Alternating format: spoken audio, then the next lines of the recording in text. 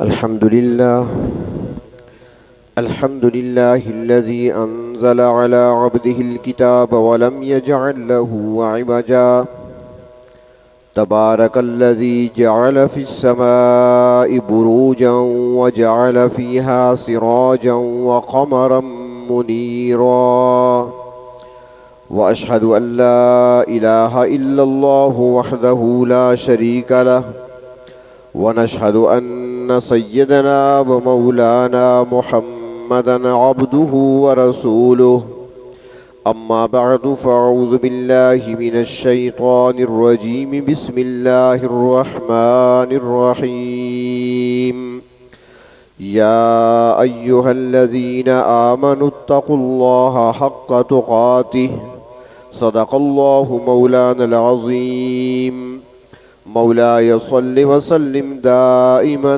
أبدا على حبيبك خير الخلق كلهم. قابل احترام بزرگ و عزیز دوستو،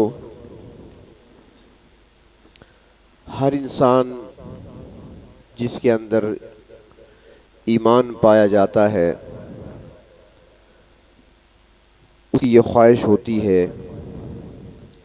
کہ مجھے اللہ تبارک و تعالی اپنا قرب عطا فرما دیں.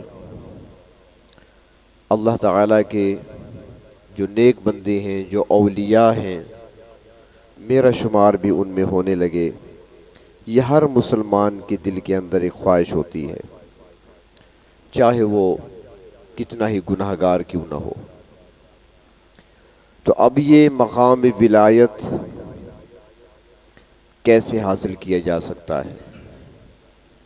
ولی بننے کے لیے کوئی اسکول، کالج، ادارہ تو ہے نہیں کہ وہاں پر تربیت حاصل کر کے انسان مقام ولایت کو حاصل کرے. یہ کسبی چیز ہے، محنت سے حاصل ہونے والی چیز ہے، لیکن وہ کیسے حاصل ہوگی؟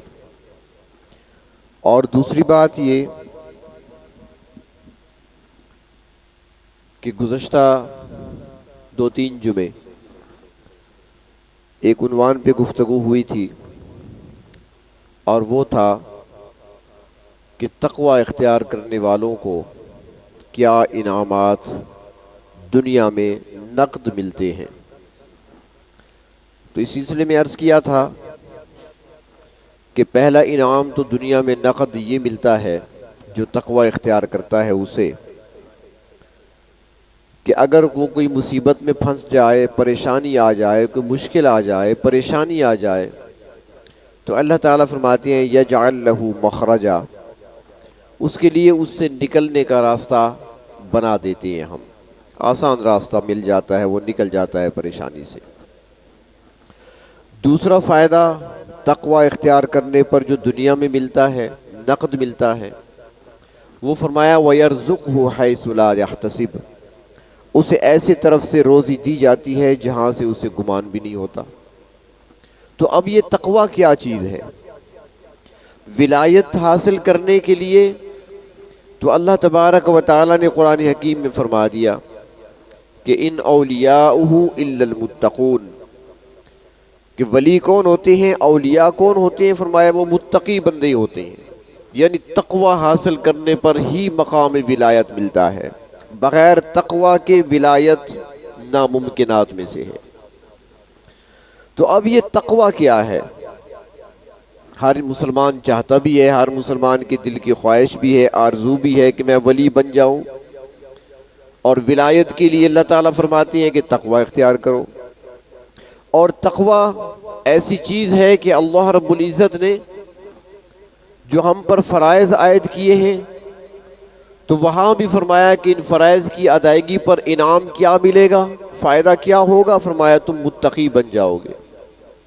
حج کا ذکر آتا ہے تو فرمایا کہ تمہیں تقوی حاصل ہو جائے گا. نماز پڑھنی ہے تو اس سے تقوی حاصل ہوتا ہے. اللہ کے راستے میں خرچ کرنے سے تقوی حاصل ہوتا ہے. بلکہ یہاں تک کہ رمضان کے روزے فرض فرمایا کتب علیکم الصیام کما کتب علی الذین من قبلکم، تم پر روزے فرض کیے گئے جیسا کہ تم سے پہلی امتوں پر فرض کیے گئے تھے۔ اللہ اس کا فائدہ کیا ہے؟ فرمایا لعلکم تتقون، تاکہ تم متقی بن جاؤ، تقوی آ جائے تمہارے اندر۔ اللہ اچھا یہ دنیا میں تو سارا تقوی ہی چل رہا ہے، یہ جنت اور جنت کی نعمتیں کن لوگوں کے لیے ہیں؟ وہ نعمتیں کن لوگوں کے لیے تیار کی گئی ہیں؟ وہ نعمت اور وہ میزبانی جو آپ اللہ کریں گے، وہ مہمان خانہ جنت کی صورت میں کن لوگوں کے لیے ہے؟ تو فرمایا کہ جو جنت تیار کی گئی ہے اور اس کے اندر جو نعمتیں رکھی گئی ہیں، فرمایا کہ وہ بھی متقیوں کے لیے ہے، جن کے اندر تقوی ہوگا۔ اب تقوی ہے کیا چیز کہ جس کی بار بار تلقین کی جا رہی ہے، بار بار اسے اختیار کرنے، اپنانے، اپنے اندر پیدا کرنے کا حکم دیا جا رہا ہے، ترغیب دی جاتی ہے اور اس کی تلقین کی جاتی ہے، فرائض دیے گئے تو اس کے ذریعے سے تقوی کے حصول کا ذریعہ اسے بتایا گیا، تو وہ تقوی ہے کیا؟ تو اس کا عام اور سادہ مفہوم اور معنی وہ یہ سمجھیں کہ دنیا کی زندگی میں انسان کا اپنے آپ کو پہچاننا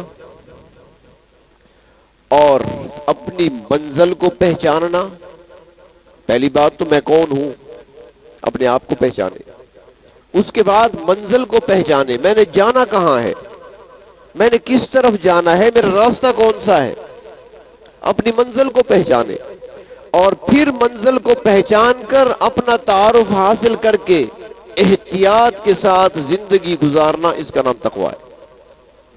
بے احتیاطی کی زندگی نہیں، احتیاط کے ساتھ زندگی گزارنا۔ مثال کے طور پر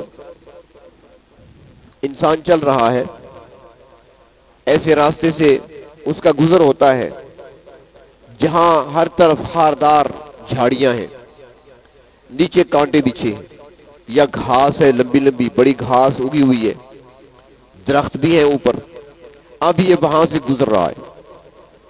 اب کئی خطرات درپیش ہیں اس کو، ایک طرف تو اپنے کپڑوں کو بچاتا ہے، کئی جھاڑی سے الجھ نہ جائے، کپڑے میرے الجھے نہیں جھاڑی سے، بچاتا ہے کپڑوں کو۔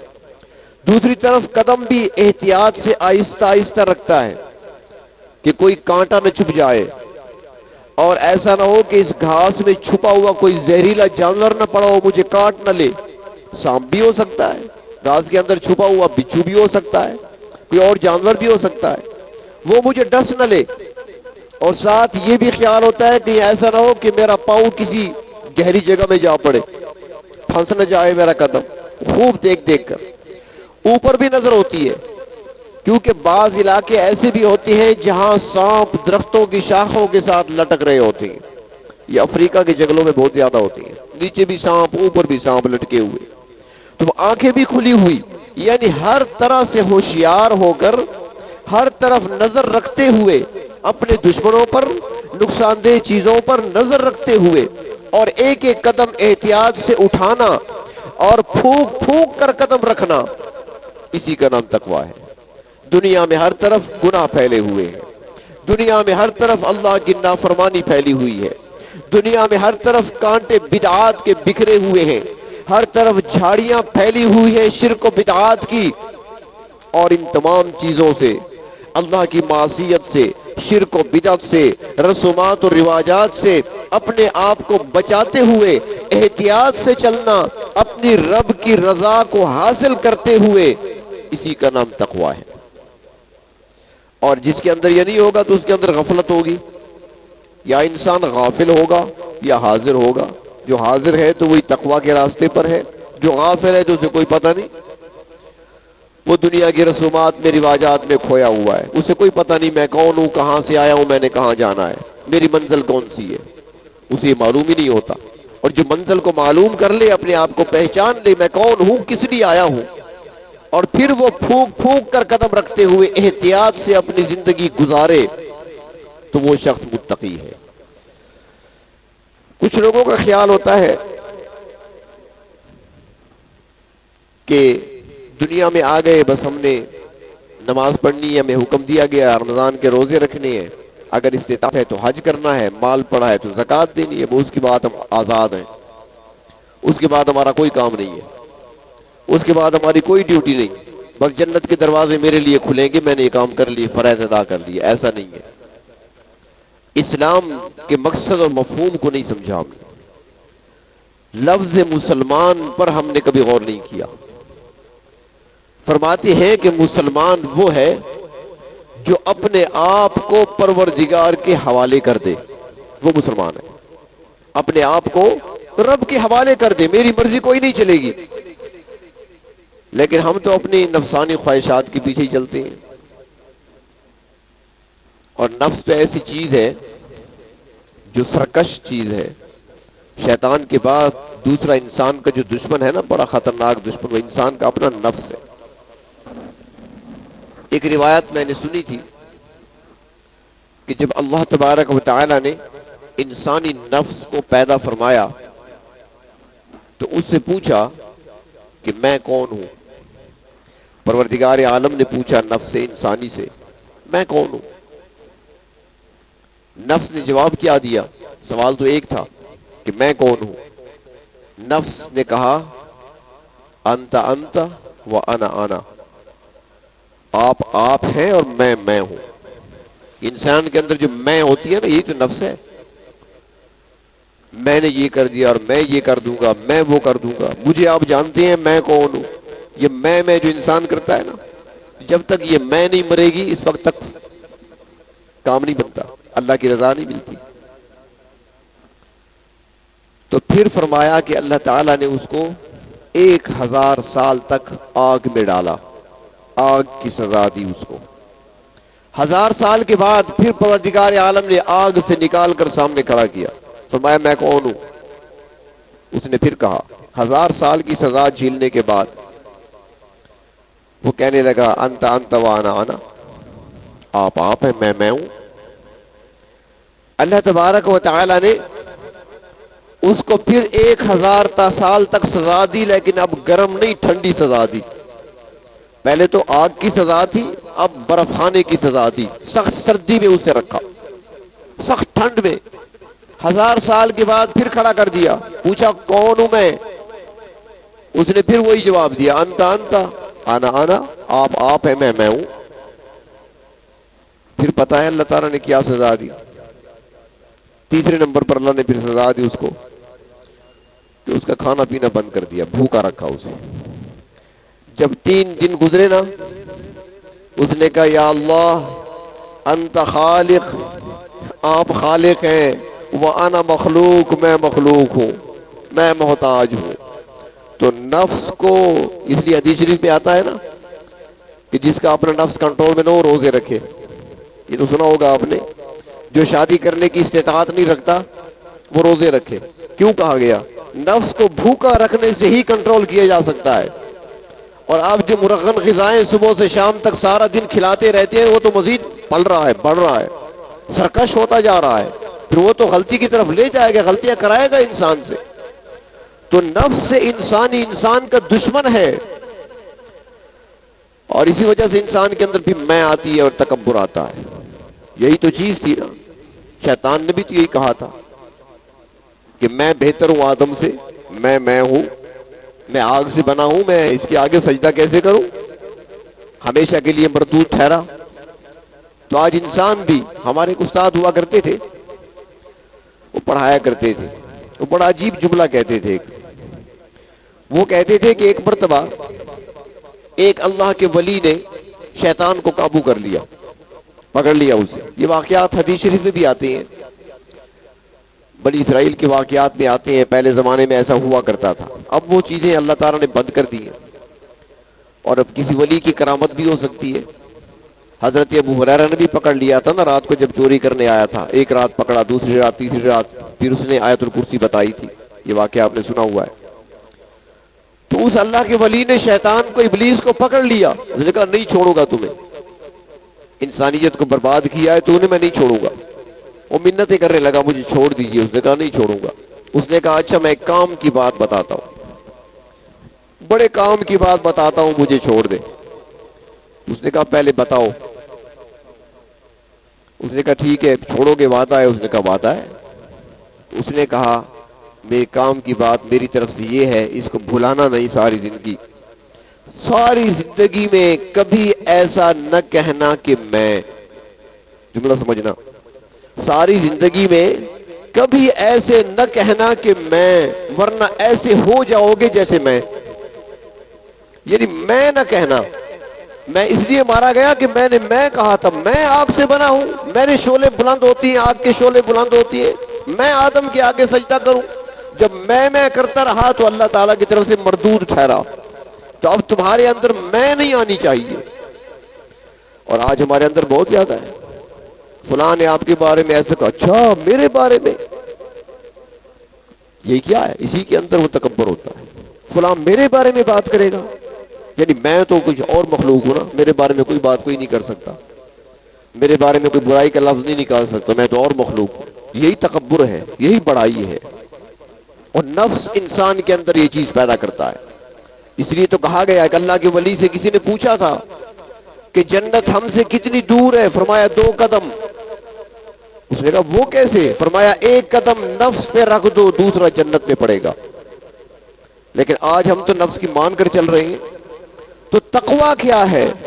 تقویٰ یہی ہے کہ اپنے نفسانی خواہشات کو کچلتے ہوئے اپنے آپ کو رب کے حوالے کر دینا، اپنی مرضیات، اپنی خواہشات کو چھوڑ دینا، رب کی مرضی کے مطابق زندگی گزارنا، اسی کا نام تقویٰ ہے. احتیاط کے ساتھ زندگی گزارنے کا نام تقویٰ ہے.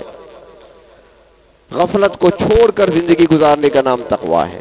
اور جو تقویٰ اختیار کرتی ہیں ان کے لیے انعامات ہیں. دنیا کی زندگی کے اندر بھی انعامات ہیں، آخرت میں بھی ان کے لیے انعامات ہیں. جنت بھی متقیوں کے لیے اللہ تبارک و تعالیٰ نے بنائی ہے. حدیث شریف میں آتا ہے، نبی اکرم صلی اللہ علیہ وسلم نے فرمایا، انسان کو اپنا تعارف کراتے ہیں، بتاتے ہیں تمہاری پہچان کیا ہے، تم نے کیا کرنا ہے، تم کون ہو، دنیا میں آئے ہو تو تم نے کیسے رہنا ہے. اللہ کے نبی نے فرمایا، کن فی الدنیا کأنک غریب، دنیا میں ایسے رہو جیسے ایک اجنبی شخص رہتا ہے، اجنبی کی طرح رہو. کن فی الدنیا کأنک غریب، جیسے اجنبی رہتا ہے ایسے رہو تم. او عابر سبیل، یا ایسے رہو جیسے راہ چلتا مسافر ہوتا ہے. اور ایک اور روایت میں آتا ہے کہ آپ صلی اللہ علیہ وسلم نے ارشاد فرمایا، جس کا مفہوم ہے کہ دنیا سے مجھے کیا چاہیے، تمہاری دنیا سے میں نے کچھ نہیں لینا. میری مثال تو ایسے ہے جیسے ایک مسافر سواری پر سوار ہو کر جا رہا ہے، راستے میں کچھ دیر آرام کرنے کے لیے درخت کے نیچے اس نے سواری کو چھوڑا، نیچے اترا، کچھ دیر وہاں پر سستا لیا، آرام کر لیا، پھر سواری پہ سوار ہوا، سفر پہ روانہ ہو گیا. فرمایا میں تو دنیا میں اپنے آپ کو ایسے ہی سمجھتا ہوں، کچھ دیر کے لیے آیا ہوں، آرام کر لیا، کچھ کام کر لیا، اس کے بعد گیا. یہ ہمیشہ کے لیے یہاں پر نہ رہنا ہے، نہ ہمیشہ رہنے کے لیے آئے ہیں. آپ نے یہ تعلیم دی ہے. تو اب جو انسان اپنے آپ کو پہچان لیتا ہے کہ میں کون ہوں، کہاں سے آیا ہوں، کس مقصد کے لیے آیا ہوں، اور میں نے جانا کہاں ہے، انسان اپنی منزل کو اپنے سامنے رکھتا ہے، تو پھر وہ زندگی احتیاط سے گزارتا ہے، پھر اس سے غلطی نہیں ہوتی. یہاں پر ایک بات اور بھی عرض کروں کہ نیکیاں کرنا آسان ہے، نیکیاں کرنا آسان ہے، گناہوں سے بچنا اور گناہوں کا چھوڑنا یہ مشکل ہے. اور نیکیاں کر لینا یہ انسان کا کمال نہیں ہے. نیکی کر لینا یہ انسان کا کوئی کمال نہیں ہے. نیکی کرنے والے تو فرشتے اللہ کے پاس موجود تھے، جو ساری زندگی، کوئی رکوع میں کھڑا ہے تو رکوع میں ابھی تک کھڑا ہے، لاکھوں سال گزر گئے رکوع میں ہے. کوئی سجدے میں پڑا ہے، لاکھوں سالوں سے سجدے کی حالت میں ہے. کوئی سبحان اللہ کہہ رہا ہے، کوئی الحمدللہ کہہ رہا ہے، کوئی اللہ اکبر کہہ رہا ہے. سارے فرشتے ذکر کر رہے ہیں، اللہ کی یاد میں ہیں، اللہ کی اطاعت کر رہے ہیں، نافرمانی نہیں کرتے، گناہ کوئی نہیں کرتے. تو صرف نیکی کمال نہیں ہے، گناہ سے اپنے آپ کو بچانا یہ کمال ہے. گناہوں سے بچنا، گناہوں سے اجتناب کرنا یہ کمال ہے انسان کا. اور اللہ تبارک و تعالیٰ کو ایسے ہی بندے چاہیے، صرف نیکی کرنے والے نہیں. غلطی بھی ہو گئی غلطی، استغفار کر لے، اللہ سے معافی مانگ لے. اب اس کو یوں سمجھیں کہ اللہ تبارک و تعالیٰ نے جب سب سے پہلے انسان، میرے اور آپ کے جد امجد حضرت آدم علیہ السلام کو پیدا فرمایا، اور پیدا فرمانے کے بعد ان کو جنت میں ٹھکانہ دیا، تو اللہ تبارک و تعالیٰ نے پہلا حکم حضرت آدم علیہ السلام کو کیا دیا تھا؟ پہلا حکم اللہ تعالیٰ نے آدم علیہ السلام کو نماز کا نہیں دیا، پہلا حکم اللہ نے آدم علیہ السلام کو روزہ رکھنے کا نہیں دیا، پہلا حکم اللہ نے حضرت آدم علیہ السلام کو ذکر و اذکار و تسبیحات کا نہیں دیا، پہلا حکم اللہ نے جو آدم علیہ السلام کو دیا، لا تقربا هذه الشجرہ، پہلا حکم گناہ سے بچنے کا حکم تھا، نیکی کا حکم نہیں تھا، گناہ سے بچنے کا حکم تھا۔ یہ انسان کا کمال ہے کہ اس درخت کے قریب نہیں جانا، یہ حکم دیا تھا۔ اور اس کے بعد جب چلے گئے درخت کے قریب تو پھر زمین پر اتر آئے۔ اللہ تعالیٰ کی حکمت تھی، ایک بہانہ تھا، ایک آڑ تھی، وہ آڑ عبور کریں گے اور زمین پر آئیں گے، کیونکہ بنائے زمین کے لیے گئے تھے، خلافت عرضی ان کو عطا ہونی تھی، جنت کی خلافت تو نہیں ملنی تھی، آنا زمین پر تھا، وہ ایک بہانہ تھا۔ لیکن پہلا حکم گناہ کے چھوڑنے کا، نیکیوں کے احکام بعد میں آئے، اور پھر دکھایا ساتھ کہ آدم علیہ السلام نے پھر کیا کیا؟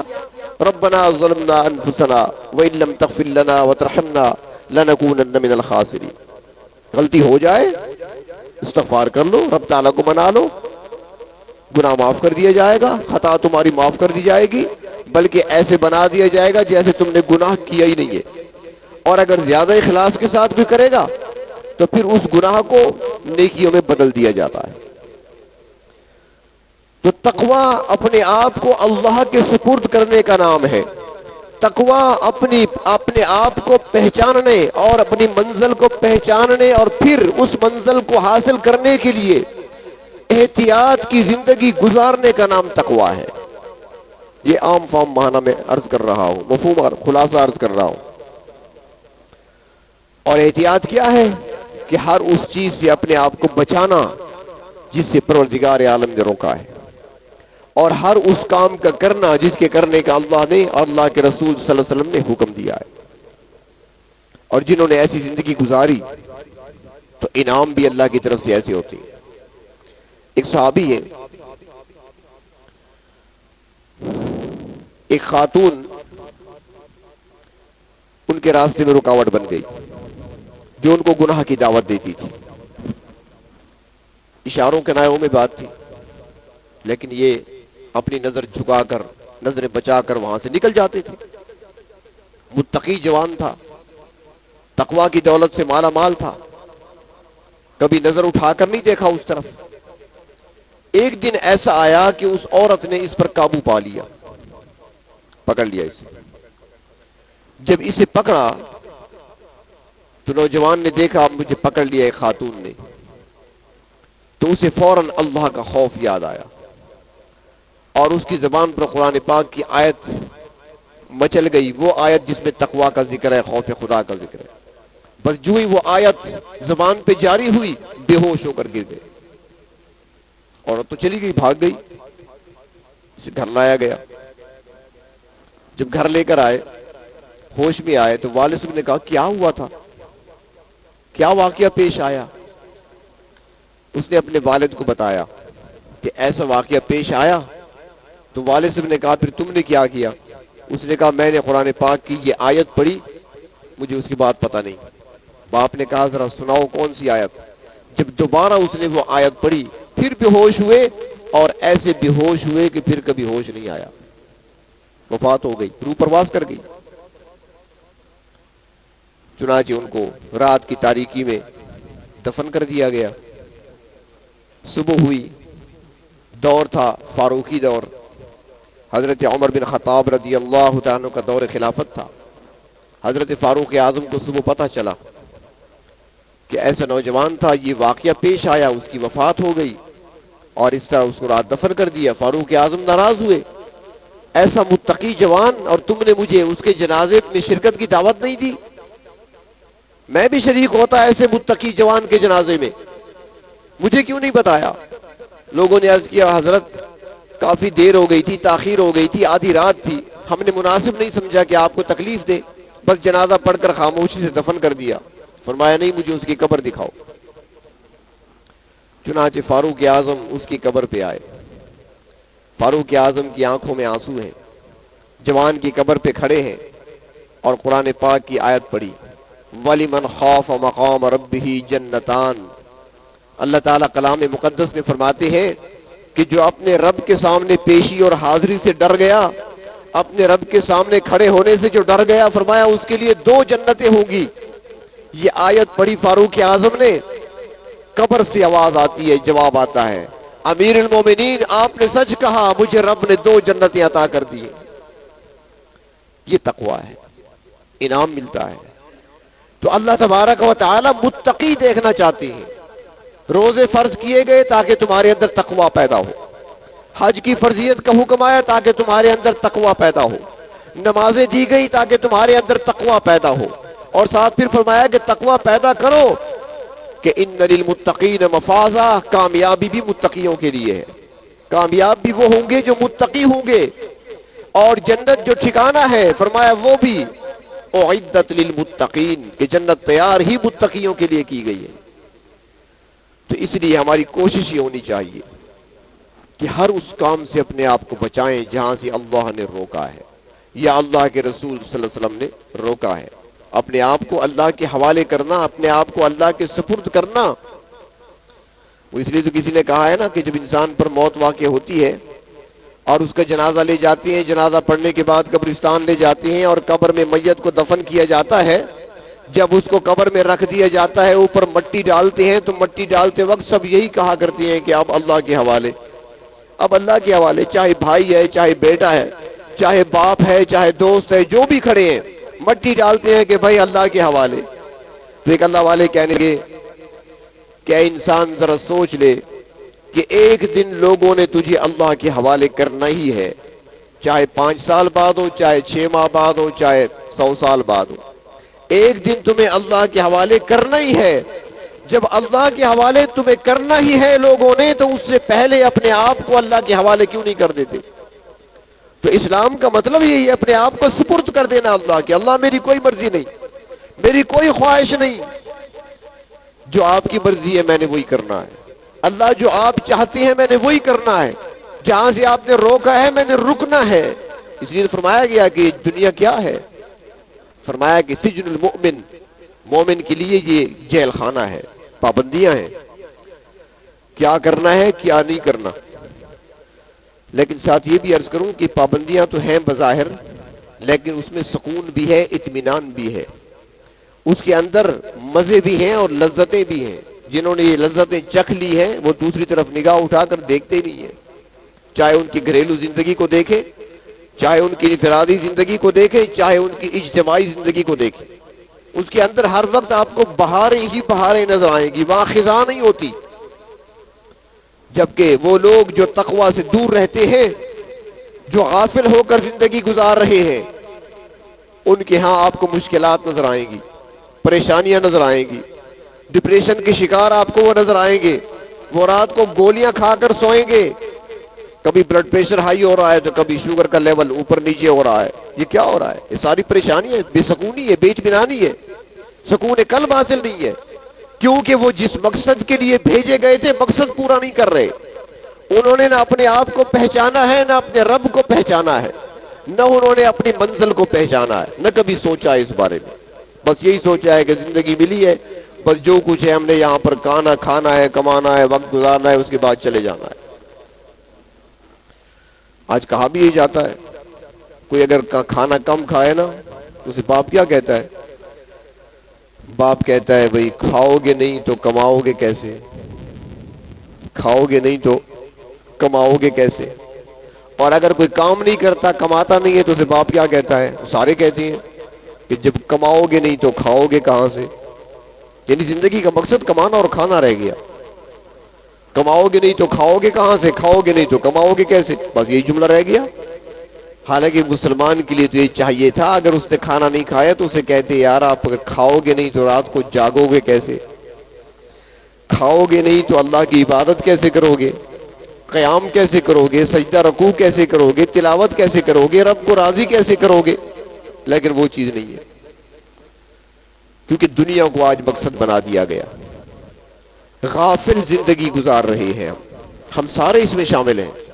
غفلت کی زندگی گزر رہی ہے ہماری، اپنے رب کے احکامات سے دور رہ کر ہم زندگی گزار رہے ہیں، اور جو لوگ تقوی اختیار کرتے ہیں پروردگار عالم ان کی محبت پھر دلوں میں ڈال دیا کرتے ہیں، اور ایسے علوم عطا فرماتے ہیں، ایسے علوم عطا فرماتے ہیں۔ پہلے عرض کیا تھا نا کہ روزی ایسی طرف سے ملتی ہے جہاں سے گمان بھی نہ ہو، اگر کوئی پریشانی تکلیف آ بھی جائے تو فرمایا کہ یجعل لہ مخرجا، نکلنے کا راستہ بنا دیتے ہیں ہم، اور اللہ تعالیٰ ایسے زبان سے جاری کرا دیتے ہیں کہ بڑے بڑے علماء بھی دنگ رہ جاتے ہیں۔ ایک واقعہ آتا ہے، امام شافعی رحمۃ اللہ علیہ، بہت بڑا نام ہے، بڑا مقام ہے، بہت بڑے امام ہے، ایک فقہ کے امام ہیں۔ امام شافعی رحمۃ اللہ علیہ اس وقت کے ایک بزرگ تھے، ان کی خدمت میں جایا کرتے تھے، ان کی خدمت میں جاتے تھے، حاضر ہوتی، دعا کرا لیتے، اس طرح کی کچھ باتیں سیکھ لیتے۔ امام شافعی رحمۃ اللہ علیہ کے شاگرد ہیں امام احمد ابن حنبل رحمہ اللہ، امام ہیں اپنی فقہ کے، مسلک کے امام ہیں۔ آج کل بھی سعودیہ میں جو حکومت ہے یا وہاں پر جو ائمہ ہیں ان کا مسلک وہی ہے، امام احمد ابن حنبل کے پیروکار ہیں، وہ ان کے مقلد ہیں۔ تو امام احمد ابن حنبل جو ہیں یہ امام شافعی کے شاگرد ہیں۔ تو ایک دن امام احمد رحمۃ اللہ علیہ نے اپنے استاد محترم سے عرض کیا بڑے ادب کے ساتھ کہ حضرت استاد صاحب، آپ کو اللہ نے اتنا مقام دیا ہے، بڑے بڑے جید علماء آپ کے سامنے شاگرد بن کر بیٹھے ہوتے ہیں، آپ کو اللہ رب العزت نے اتنا مقام مرتبہ عطا فرمایا، ایسا علم عطا فرمایا ہے، اور آپ فلاں بزرگ کی خدمت میں جاتے ہیں، مجھے اچھا نہیں لگتا۔ ہاں کوئی بڑا عالم ہوتا، کسی کے پاس علم ہوتا، آپ اس کے پاس جاتے۔ امام شافعی رحمۃ اللہ علیہ فرمانے لگے ٹھیک ہے احمد، بتاؤں گا تجھے، لیکن پہلے اکٹھے چلیں گے، ان سے ملنے جائیں گے، اکٹھے میرے ساتھ جانا، تم نے ابھی تک سنا ہے نام ان کا، قریب سے دیکھا نہیں ہے۔ انہوں نے کہا ٹھیک ہے میں جاؤں گا، دیکھوں گا وہ کیسے ہیں، کون سا علم ان کے پاس ہے۔ اب وہ تو اللہ والے تھے، تقوی کی زندگی گزارنے والے، متقی تھے۔ چنانچہ امام احمد ابن حنبل امام شافعی رحمۃ اللہ علیہ کے ساتھ روانہ ہوئے، حضرت کی خدمت میں پہنچے۔ امام شیبانی رحمۃ اللہ علیہ ان کا نام تھا، زیادہ علم نہیں تھا، ظاہری علوم کم تھے، لیکن تقوی کی دولت سے مالا مال تھے۔ جب وہاں پہ پہنچے تو دو چار باتیں ہوئی، تو امام احمد ابن حنبل نے ان سے کہا کہ میں ایک سوال پوچھ سکتا ہوں آپ سے؟ انہوں نے کہا جی میں اتنا بڑا عالم تو نہیں ہوں۔ امام شافعی سے پوچھ لیں، امام ہیں، بڑے عالم ہیں، اللہ نے علم ان کو دیا، ان سے پوچھیں، مجھ سے کیا پوچھو گے؟ اس نے کہا نہیں جی میں آپ سے پوچھنا چاہتا ہوں۔ تو انہوں نے کہا چلو ٹھیک ہے، اگر مزید ہو اور مجھ سے ہی پوچھنا چاہتے ہو تو پوچھ لو۔ تو سوال پوچھا، پوچھنے والے کون ہیں؟ عام بندہ نہیں، وقت کا امام ہے احمد ابن حنبل، سوال کر رہا ہے، عربی جملہ اس نے کہا، عربی میں سوال کیا، اس نے کہا فی کم کم، ترجمہ کرنا پڑے گا، یعنی کتنے میں کتنے۔ اب آپ کو بھی سمجھ نہیں آئے گی کیسا سوال ہے، کتنے میں کتنے، فی کم کم۔ امام شافعی رحمۃ اللہ علیہ بڑے غور سے دیکھنے لگے اپنے شاگرد کو، کیا کہہ رہا ہے، یہ کون سا مسئلہ پوچھا، کون سا سوال کیا اس نے، کتنے میں کتنے کیا ہے؟ لیکن جو سامنے حضرت بیٹھے تھے وہ خاموش، ان کے چہرے پر سنجیدگی تھی۔ انہوں نے امام احمد کی طرف دیکھا اور فرمایا بیٹا یہ بتاؤ کہ آپ نے کس معاملے میں پوچھا ہے، شریعت کے بارے میں پوچھا ہے یا طریقت کے بارے میں پوچھا ہے؟ فی کم کم، کتنے میں کتنے، کس بارے میں آپ نے پوچھا ہے؟ شریعت میں پوچھنا چاہتے ہو، اس کا جواب دوں میں شریعت کے حساب سے یا طریقت کے حساب سے، کہ طریقت کیا ہے اور شریعت کیا ہے؟ احمد ابن حنبل نے فرمایا کہ شریعت میں بتا دیں۔ اس نے کہا شریعت میں یہ ہے کہ کتنے میں کتنے، آدھا شریعت پر عمل کرو اور آدھا طریقت کو اختیار کرو۔ کتنے میں کتنا، آدھا ظاہری علوم کو حاصل کرو اور آدھے باطنی علوم بھی حاصل کرو. اور اگر تم پوچھتے ہو طریقت میں کہ کتنے میں کتنا، تو پھر سن لو، طریقت میں یہ ہے کہ پورا اپنے آپ کو اللہ کے حوالے کر دو. یہ طریقت ہے، اپنے آپ کو پورا اللہ کے حوالے کر دو، مرضی ختم. امام شافعی بھی احمد ابن حنبل بھی دونوں حضرات حیران رہ گئے کہ جن کے بارے میں احمد ابن حنبل کا خیال تھا کہ ظاہری علوم کوئی نہیں ان کے پاس، انہوں نے ایسا جواب دیا کہ جو جواب ان دونوں کے پاس بھی نہیں تھا. تو تقوی کی دولت جب کسی کو حاصل ہوتی ہے تو پروردگار عالم ان کی زبان سے خیر و حکمت کے موتی جاری کر دیتی ہے، خیر اور بھلائی کی باتیں جاری کر دیتے ہیں، ایسا کلام جاری کر دیتے ہیں کہ اہل علم بھی حیران رہ جاتے ہیں. تو اللہ تبارک و تعالی ہمیں تقوی کی دولت سے مالا مال فرمائے.